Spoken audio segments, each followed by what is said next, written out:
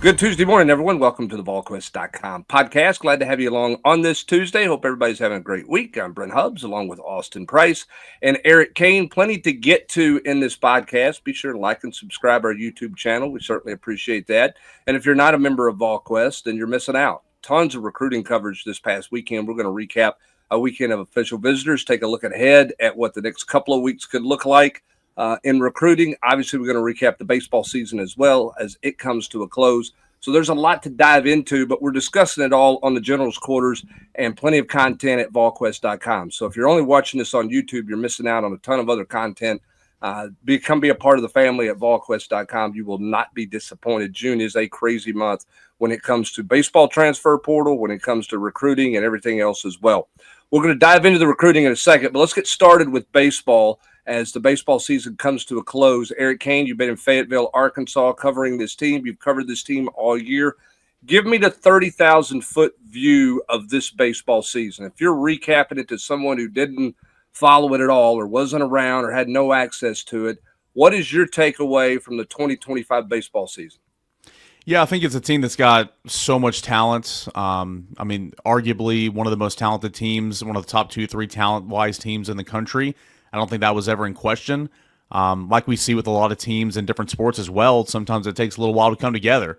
And it took Tennessee a little while to come together. It took, this staff a little longer than in years past to kind of figure out which buttons to push when and, what lineup fit best. And they finally settled on their starting 9 towards the end of the regular season, whereas that's normally decided about midway through the conference slate. But loads of talent, a team that was also raw defensively in some spots, and that it's been a hiccup or two throughout the season.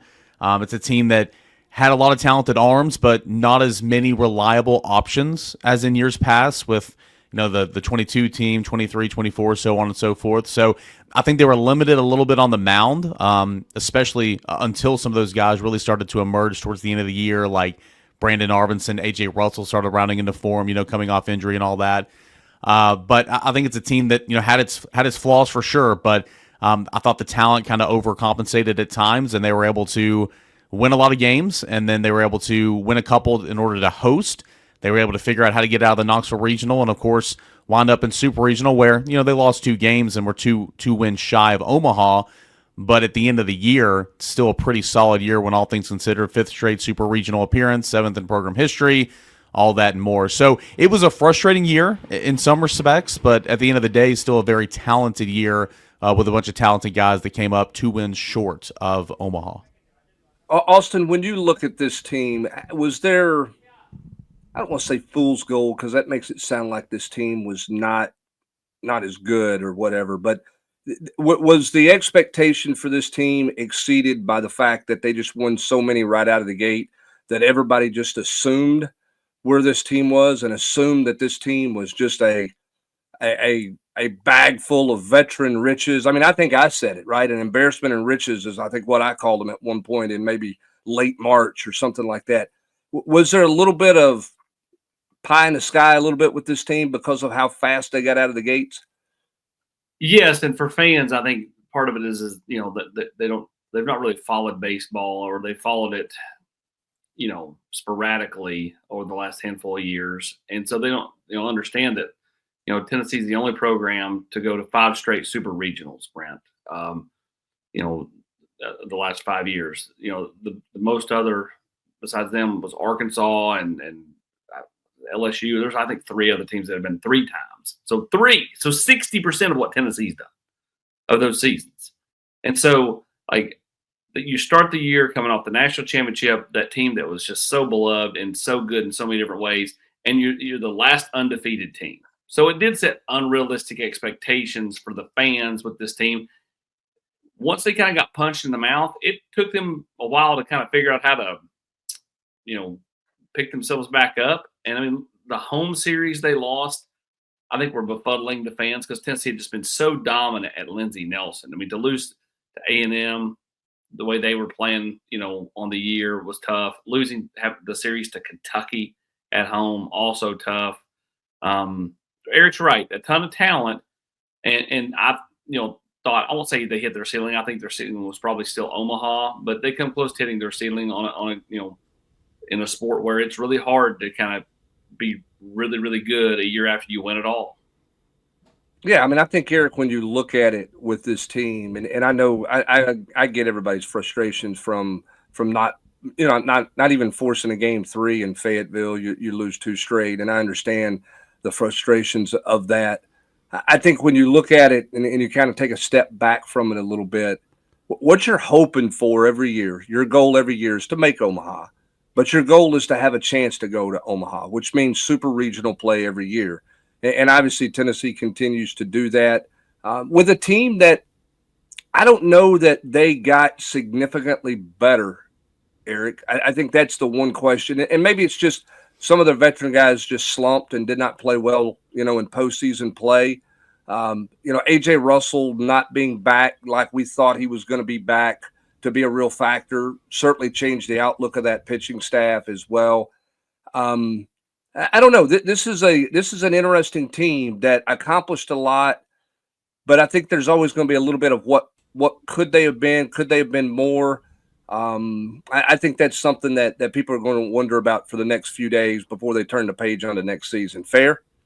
Yeah, I think that's fair. You can look at every individual player and kind of do the gauge. Well, did this player improve throughout the season? There are some that certainly did.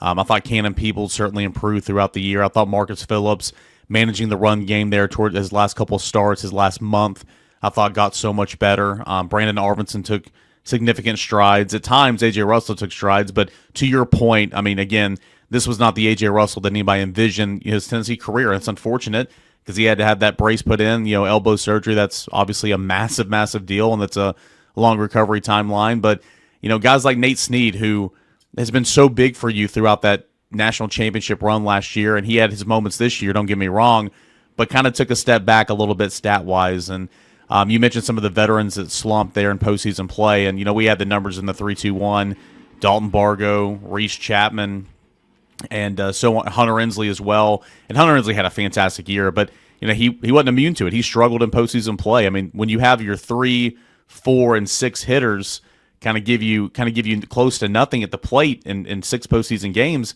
you're not expected to go on and win those games and go on to Omaha. So it's unfortunate that those guys were slumping at those points in times, and sometimes that's just baseball. But you do want to have an opportunity to get to Omaha. This Tennessee team was talented enough and kind of figured it out enough to put themselves in position to reach Omaha. You ran into a buzzsaw. And, I mean, look at some of these other super regional matchups. And, again, we talk about this with the NCAA tournament and basketball all the time, the way the bracket falls and everything. Tennessee would have won this game. Tennessee has a path to the Final Four. I mean, a lot of these national seeds, specifically from the SEC, didn't make it out of its own regional. And then you're looking at these supers, and if I'm the NCAA, I'm like, man, I really wish Arkansas and Tennessee both could get to Omaha, but they're two of the arguably the best teams left, and they're playing each other. And I think Arkansas is the best team in the country. I will see if they win the College World Series, but that was a very good team. I mean, top to bottom lineup-wise, Tony said it in post-game press conference yesterday, but I mean, I think I've said it a couple of weeks. I think that's the best lineup in the country, the deepest lineup in the country, and they didn't even have some of their better bullpen arms throw this weekend. So that's just a really good team, and sometimes you run into a really good team, and you're able to figure it out. Sometimes you're not able to figure it out because they're going to get you, and that's kind of what happened to Tennessee this year. So that is the frustrating part. I think the defensive miscues, I think not settling on, who's going to be playing where. I think the lineup, those are all frustrations throughout the year. But in the same breath, the Tennessee team did rally, figure some things out, rode the arm of Liam Doyle, rode the emotional, sleeve of Andrew Fisher, and, found its season come to an end in Fayetteville. Yeah, I mean, I think it's a really good season, and I've said this, Austin. I think it's the hardest championship to win in college sports, and that's not knocking. It's hard to win a national title in football, and you got to have good breaks go your way. But the grind of getting through the college baseball season and in the postseason into Omaha is really hard, and I think there's more parity in the game than there's ever been right now because of the portal, and I think that's only going to grow, which kind of shifting gears moving forward here, I think makes it really interesting to see what the next month looks like for Tony Vitello and this staff in terms of roster assembly, roster retention, and all of those types of things. They hit well in the portal last year, right? I mean, the portal was very good to them, Austin, but they're going to have to. I mean, they've got some retooling and some makeovering to do with this roster for next season. They do. They got some nice pieces back, right? I mean, I think Manny Marin got better over the course of the season.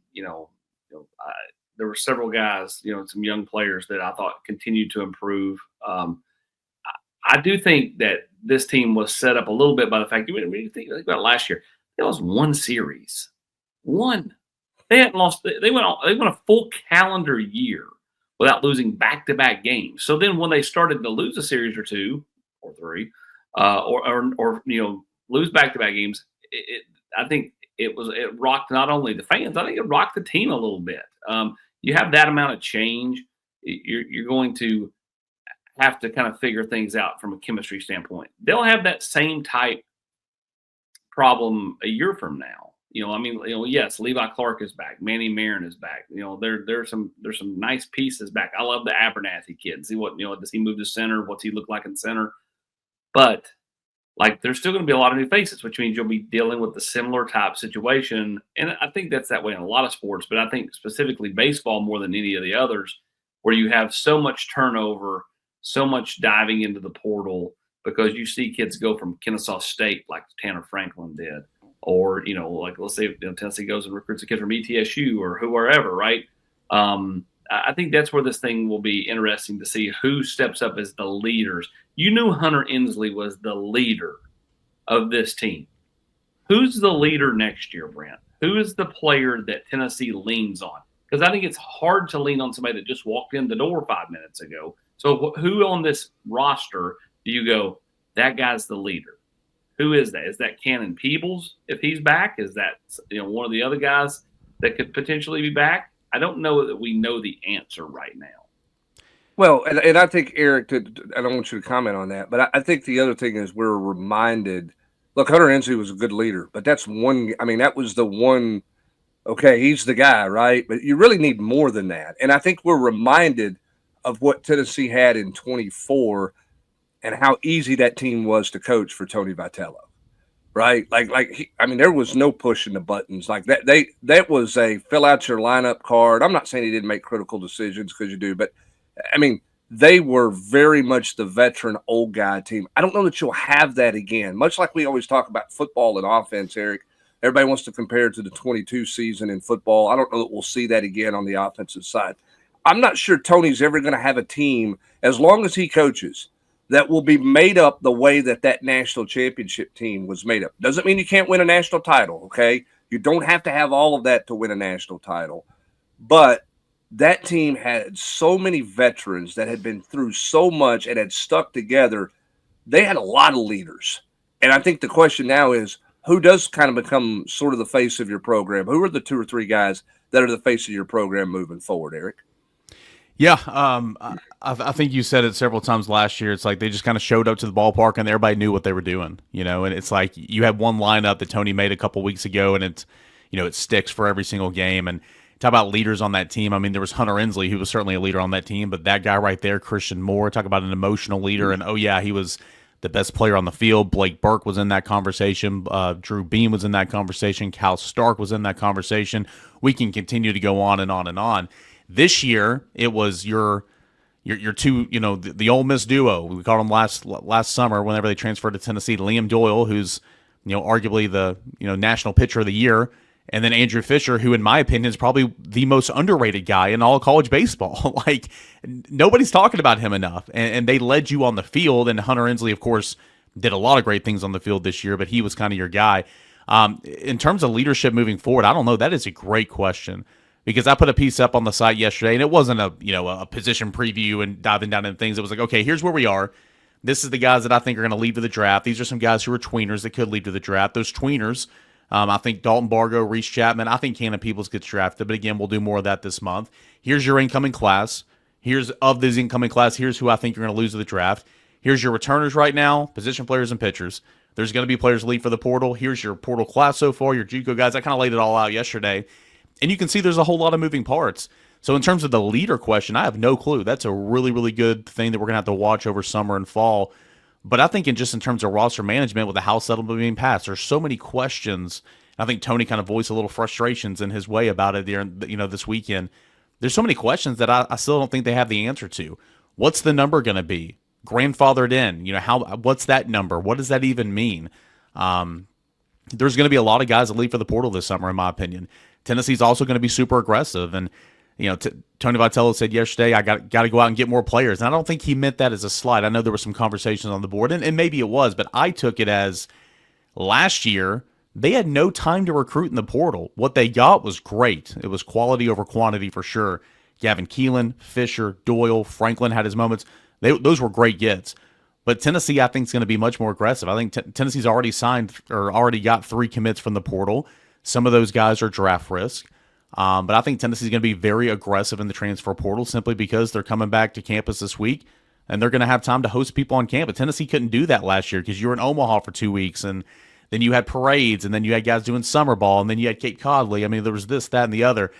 So this month's going to be busy in terms of roster management, and it's going to be interesting to see kind of how it's all assembled. But Levi Clark, Jay Abernathy, Braden Krenzel. I mean, I don't think Cannon Peoples is on the roster next year, but Cannon Peoples for sure. Like, who's going to be that leader? It's going to be interesting to see this fall kind of what this team looks like in terms of leadership standpoint. I don't think he had quite the same impact or pop, although he did hit double-digit home runs. I'm interested in what Levi Clark looks like next year, because to me he reminded me of freshman year, Blake Burke. He had that huge run early, and then kind of got into a little bit of a slump, and then they set him for a long stretch, and then kind of came back at the end of the year. Whereas Burke kind of just rotated with Christian Moore as the DH that year, and basically who it was a lefty or righty pitching. What does he look like next year? Because I think he sets the tone.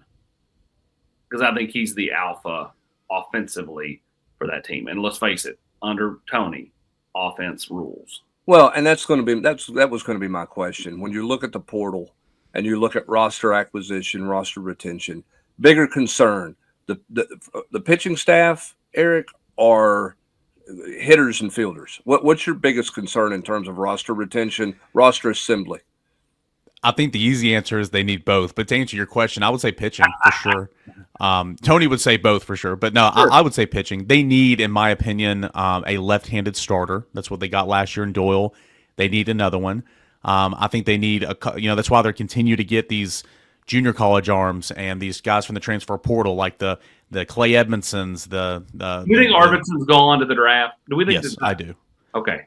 Yeah. And that's a shame because, man, he really came along at the end. Yeah. But that's why they continue to get these guys, these commits that, have draft risk. But like Arvidsson last year, he signed with Tennessee, said, hey, I'm going to pay attention to the draft. I'll let you know. I want to be in Knoxville, but I'll let you know. And he ended up being in Knoxville. So that's why you continue to get these guys. But I think Tennessee needs a left-handed starter for sure. I think Tennessee needs a couple of arms. And then, from the position player wise, I mean, Tennessee needs a power bat. Kind of what they did last year in the portal by getting a power bat in Fisher, getting a left-handed starter in Doyle. I think they kind of had that same approach, but just more of it. So, again, that piece I did yesterday, you're kind of breaking it down and seeing all that you're missing from the staff this year and seeing what you have returning. There's a lot of talent there, just a lot of unproven talent. So I would say the pitching staff for sure. I think this is going to be a fascinating portal cycle, given what it looks like the 8 teams are going to be in Omaha. Yeah. Because there is a lot of, quote, blue bloods. There's a lot of money teams that aren't playing in Omaha, right? Now, there's some that's going to go. I mean, we'll see how these, what it all ends up being. But, there's so many national seeds got beat who are more of their traditional teams, which means there's going to be a lot of teams aggressive in the portal that aren't having to wait 2.5 weeks, like you talked about with Tennessee last year. So it's going to be highly competitive, I think, early on in the portal with a lot of teams, because teams are going to be able to host, because a lot of those power teams, particularly in the SEC, are not in Omaha. They're, and that's going to be interesting to watch too. I think it's a different vibe than it was if you had, 7 of the top 12 national seeds, making their way to Omaha. I mean, you got a bunch of Cinderellas out there. And everybody's different too. Like I remember in 2023, we're in Omaha and Tennessee won a game, lost 2, went home. It was a relatively short trip. But I remember LSU, man, they had it was the day before Tennessee played LSU, and LSU, their reporters announced LSU gets the commitment of there's 6 guy in the transfer portal. I'm just sitting here, I'm like, dang, man, like LSU's already got 6. Tennessee's got like none at the time or whatever. But I mean, everybody does it different. Jay Johnson kind of does both at the same time, and I'm sure he'll continue to do that. Tony and his staff were absolutely recruiting. I'm not saying they weren't, but the focus was on winning a championship, and you won a championship. So again, I'm not saying who does it better or whatever, but obviously when you're in Omaha, the focus for Tennessee last year was winning a national championship, and that's what it accomplished. But it was behind the 8 ball in terms of portal recruiting. So it will be interesting because there's a lot of players that are not in Omaha that are already getting to work and already assembling their classes and all that. And so it's going to be interesting. Plus, with some coaching carousel moves, you're seeing a lot of guys from Mississippi State signing elsewhere. Virginia, Tennessee hosted a guy on campus last week in Henry Ford, great name, from Virginia. I think he's going to the draft, but you're seeing that as well kind of affecting the portal cycle too. Yep, plenty to cover, plenty to dive into, plenty to watch over the next few weeks in college baseball. It won't be Omaha coverage, but there'll be plenty of coverage of Tennessee baseball as Tony Vitello and his staff look to assemble their roster, retain, see what kind of movement they have, what effect the draft has on them, and all those things as well. So we'll keep a close eye on that. Eric will have all that for you. Speaking of roster acquisitions, Austin Price, Tennessee trying to work the football recruiting world for some roster acquisitions. Official visitors, really for the first time over the weekend, 7 official visitors. They'll have a couple of big weekends coming up. Let's talk about the 7 that were in town. What's your big picture takeaway from what happened with those 7? Darius Gray, and Darius Gray. Anytime you can get a 5-star player on campus and he leaves campus saying Tennessee is on top for him at the moment. Again, got a couple official visits left, and one of them is LSU, which has always been the perceived team to beat. It's still a huge deal, right? I mean, Tennessee made a big move there this weekend. Will they get him? I don't know, but there's certainly a realistic option and a real factor in his recruitment leaving this weekend. So for Darius Gray, I thought Tennessee knocked it out of the park. I thought Tennessee knocked it out of the park for Ed Baker, the offensive lineman as well. I think both those guys left town feeling really good about Tennessee. Luke Thompson, the safety from Franklin, another one that I think Tennessee's got a ton of momentum with. But Ed Baker, I mean, you look at him and, good-looking kid, is a guard at the next level, and could help Tennessee, on down the line. But, Tennessee's looking to fill kind of that offensive line out with some in-state guys. They already have GBO Cinda and potentially Brody Smith, but also out of state as well with Ed Baker and, of course, Darius Gray. All right, let me step you right there. Let's talk a little bit about Ed Baker. How big of a deal is it that, I mean, he's from St. Francis in Baltimore. Edris Farouk, right? Baltimore ties. How much is there any kind of tie there? Is there any kind of help there with that at all, other than he could talk to Farouk about what it's like being in the SEC and at Tennessee? Is there any other tie there to him? Dominic Bailey, right, AP? Yeah, correct. That's right. And Tennessee's had some success out of St. Francis over the years.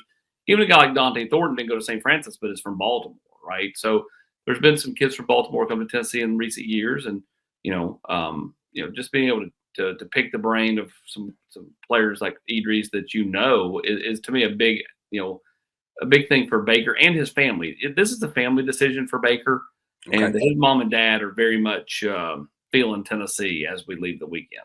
I want to go back to Darius Gray for a minute because I was fascinated in hearing his interview. Very polished, I mean, got a real pro kind of vibe to him. Sure. Reminds you a little bit of David Sanders. Physically, that's who hosted him. Yeah, and physically he reminds you a little bit of him too, from the standpoint of he's got to add weight. Now he's an inside guy, and Sanders is an outside guy. But how much does the David Sanders effect help Tennessee's cause with Darius Gray? I think it certainly helps. Those two jived really well this weekend. Very polite, always smiling, big smile, super friendly. I think having David host him was big. I'll say one thing: you put Darius Gray's a big kid, and when you see the official visit pictures of Sanders standing beside of Darius Gray, you realize how big David Sanders really is. Now, I don't mean like girth. I'm just talking about like height and all that. So I do think that certainly helps Brent because I think those two are very similar. And, you got a 5-star in this class looking at the primo 5-star in last year's class going, well, if he can do this, so can I. Well, again, I mean, but both of those guys, I mean, obviously David's put on weight. He's put on 20 plus pounds since he's been here. Darius Gray knows he's got to add some weight, and fundamentals and technique, footwork's really important for him. I was really, again, I was impressed with his interview just in how polished he was and almost scientific he was about things. I mean, it's there's a lot of things that are going involved in him making a decision, but you can tell his approach to it is pretty similar to Sanders's approach a year ago, which I think is going to be interesting to watch how it goes about. Because how many times has Gray been here? What, half dozen times now, something like that over the last couple of years? Yeah, he's been here a lot, and ultimately that as we always talk about, getting him here over and over again just resonates with kids and resonates with families, because the moms and dads get to know the quality control coaches and their wives, the head coach and his wife, the assistant coaches and their wives, all those things. So like when they see me, they're like, oh, I love her, or I love him. He's such a nice guy. And so, being able to get, the family here in town, I mean, look at that. They even got Brandon Lawson to smile on that day. So, I mean, like it's a positive. All right, let's go to the secondary. A couple of guys in the secondary. You mentioned Thompson. Then they had a kid from New Jersey in as well. So what do you make of those two defensive backs that were in town? Yeah, for McClain, he's going to go to Michigan State next weekend and then make a decision shortly thereafter. We'll see kind of what he does. And then, Luke Thompson, grandpa played football at Tennessee, grandma cheered at Tennessee, mom and dad ran track at Tennessee. Dot, connect the line. Not because they did that. I just think, Tennessee has recruited him pretty hard since they offered him back early in the spring, late winter time, and he certainly is feeling Tennessee pretty good leaving the weekend. So, kid, super nice kid. Got a lot of speed, and I think his best football still is ahead of him. I think he's still learning and understanding the game. And so Tennessee, I think, looked at this as a real like a real feather in his cap. Like, hey, like he's not maxed out. He can be a better player than he is today. All right, AP, I'm going to throw a big old detour right here and a big hanging curveball. We'll see if you can hit it or if you're going to swing and miss. AJ Peterson still set to come to campus.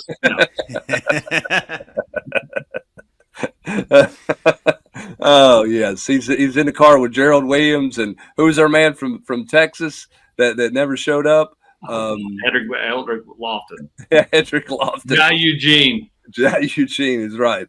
I'm curious, with the House settlement and the roster moves going to 105, it appears, and whatever, and Tennessee is on record as saying they're going to do full scholarships for all their sports. So Tennessee would go to 105 in football, it appears, at some point. How does that change the recruiting landscape? Kind of big picture. I don't know that it affects this class as much as it will future classes, but how do you alter, if you're a coaching staff, if you're looking at a 105 versus an 85? Well, I think what it does is it allows you to take a flyer on a kid or two.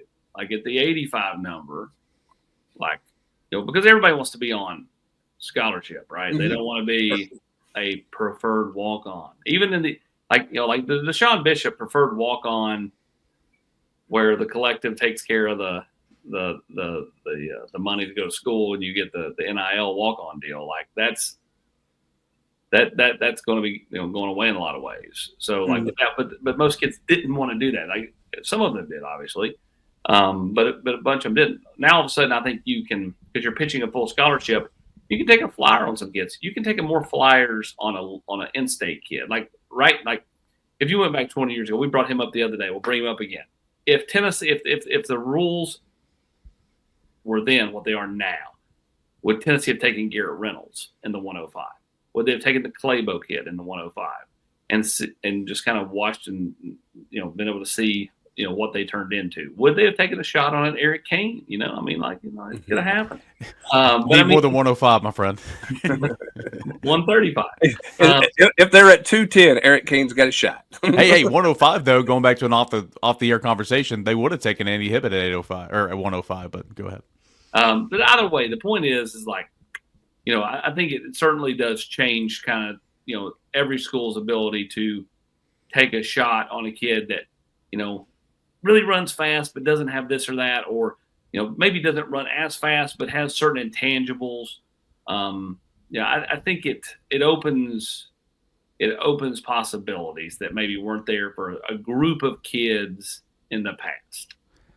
If I can, let's swing this to baseball. That's where I was going. I was going to throw a little high heat, a little chin music at you. Give me a little baseball thought. If they're really going to 40, I could be wrong. I'm sorry. I've been in baseball season mode, but I think it's 32. Okay, 32, whatever they're going to, somewhere between 30 and 40. But go ahead. But I mean, that's going to be interesting, right? Because your roster, and again, they're partial scholarships and all that right now, but like your roster, they have like 51 guys on it. And in the fall, you use all 51 to scrimmage each other every single day. I mean, every team in the country does that. So the fall is going to be very interesting.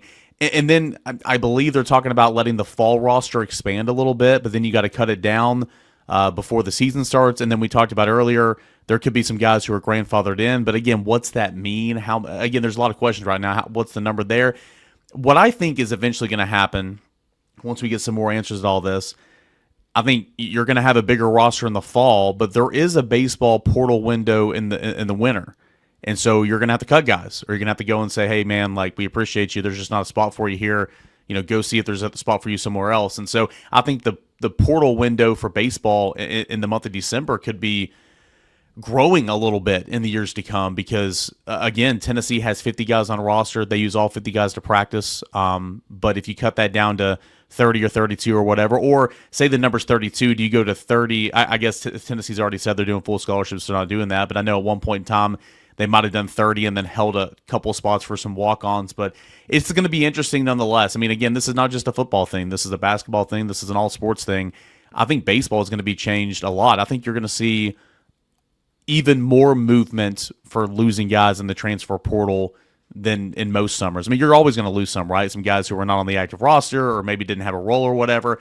I think you're going to see that number increase this summer because guys are knowing, like, man, I need to make a roster somewhere because I might not make Tennessee's roster next year. Well, and it means your coaches are going to have to make critical decisions as well. Yes. And I think that's part of the Tony frustration is you're in this critical window right now, draft, transfer portal, who's staying, who's leaving. And wait a minute, what do we have? Like, what do we, the house settlement's done, but like, what do we have? Where are we going with this next? Right in the middle of all this that we're doing, now we've got to try to figure it out. I think that's some of the challenge and the frustration that you heard from him on Saturday night, I guess, when he met the media there, and he was just kind of like, what in the world is this? Right now with everything that's going on. So plenty to watch there. Okay, let's get back. Before we go any further. Okay. Brent, where does the phrase grandfathered in come from? I don't know. Me neither. I just want to see if you knew the answer. Okay. All right, keep going. Okay. I thought you had some great pearl of wisdom there. No, it just when Eric said it, I said, I wonder where that comes from. I'm just seeing if you had that wisdom. I'm going to ask Brent Hubbs. He's older than I am. I am older. I look like a grandpa, but I'm not a grandpa at this point in time. So we don't think. Stop. I am not. Let's get back to the 7 that were in town. We talked about the 2 offensive linemen. We talked about the 2 secondary guys. Give me the rundown of the rest of the other 3 visitors, AP. Yeah, I mean, you look at Kedrick Golston. I think Tennessee's in a good spot there. Now, how hard is Georgia pushing? Now, that's his dad's school. It's kind of like I said a year ago about LeVar Arrington, right? Like, Tennessee can be in a great spot with LeVar Arrington. If Penn State calls and goes hard, is he going to Penn State? He did, right? I mean, that normally happens. I mean, it's kind of like, you hope that that's the case with Cooper Witten for Tennessee. And obviously it's not the same because Cooper Witten, Tennessee's going all in on Cooper Witten. But Georgia's hosting Kedrick Golston this weekend. How hard are they pushing for Kedrick Golston? There's differing reports on that. But a kid whose game has continued to get better as he's gotten more mature. You have the Garner effect there that's different than you had with LeVar Arrington, right? You do. You absolutely do. And I think that matters. I really do think that matters. The Elizar kid from Raleigh, I think I just don't feel like he's going to end up at Tennessee. Okay. That's just kind of my gut feeling, on that. And then who is the other one? Oh, Joel White. How can I forget about Joel White? I don't know. I was waiting to see if it was going to rattle out of your cage there or Yeah. not. It was rolling around in there like a marble. My mind, like, okay, who am I not talking about? Tennessee has always been in a good spot there. I don't think they're in a bad spot right now. But my question is, how bad does he not want to play edge? Because that's where he's being recruited by Tennessee to play. Some other schools are telling him he can play safety, receiver. I think personally, looking at a picture of him from camp last summer, I was like, look how skinny you were back then. Like, he's gotten dramatically bigger. It's hard not to see him as an edge. I mean, he is a legit 6'4.5", 6'5". That's not like embellished. He's tall, and he's gotten dramatically thicker. He's over 200 pounds. So, I mean, Caleb Herring showed up. He was about 6'5" and 204 when he got to campus. Yeah. I mean, what does he want? If it's to not play edge, then it's probably not good news for Tennessee. Again, they've done all the right things in this recruitment, but what does he want out of a position? If he is determined to not be a Leo, then one of these schools that's recruiting him to play other positions probably stands the best chance. Now, if he's buying into Leo, I think Tennessee's got the best shot here. But I think that's the biggest question. And he kind of dances around those questions, doesn't want to give you an answer. It's like, where does Tennessee stand? I don't want to answer that. What about positions? And I'm just an athlete. Like, he doesn't want to dive into any of that stuff because I don't think he wants to, pin himself down on anything. So, Austin, it sounds like from Tennessee's side, whereas a lot of times, it's like, just get to campus, we'll figure it out. We just want the athlete. I don't think you can do that anymore, though. Okay, yeah. Because the kids can leave it every 5 minutes. I think you have to be pretty honest with them. So there's not a whole lot of wiggle room. It's, if you want to be here at Tennessee, we're going to have you at Leo. Correct. Okay. I mean, has Tennessee talked to him about other positions? Sure. But, I mean, I think they've been pretty blunt with him about, we see this is where you're going to be headed to, right? It's kind of like a guy who thinks he's a Leo right now, but you can see that he's already 240 pounds and he's not got into a nutrition program or a college weight program. 240 is going to turn 270 real quick, and then what do you do? Have your hand on the ground playing DN. So, you have to kind of project. And with looking at Joel Wyatt, it was the first time this weekend where I'm like, this kid is going to be 230, 240 pounds in a jiff. Yeah, and so that will be interesting to see kind of where he is, what he's all in for, what he's not all in for. All right, last recruiting question for me as we get ready to wrap things up here. This time of year, you're also keeping an eye on guys going other places. Was there any big takeaway from this weekend for you that was positive or concerning with Tennessee in terms of targets visiting elsewhere? No, not a whole lot of movement. Craig Tutt pushed his visit to Ole Miss back from what was supposed to be this past weekend to this coming weekend. So he'll be in Oxford this coming weekend and then visit Tennessee the final weekend. J.J. Finch was at Alabama. He'll be here this weekend. That's one Tennessee's got, I think, still got a shot at. I would not call them the leader by any stretch, but Coach Chop's going to take a big swing here.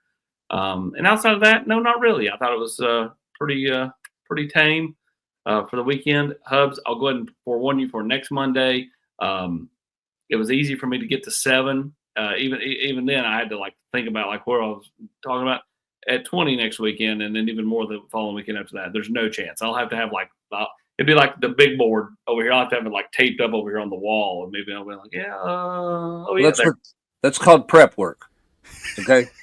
You want to prep next week. Prep for Monday's podcast. AP. Hey, I prepped this week. I just know it all by right here. Don't prep for 20 in here. Prep the 20 over here. It is going to be busy. Called a notepad on your phone here. It is going to be busy though. 20 visitors next week. The last weekend of the month that's going to be available for his visits is going to be pretty big too. It's crazy. Tennessee's bringing in as many as they are, but you have to in this day and age. 2 years in a row they've done this where they've backloaded the last 2 weekends. It does not feel like last year. It felt like they had a bunch drop off. And they've been a couple drop off, like Tommy Tovey committed to Cal and so on and so forth. But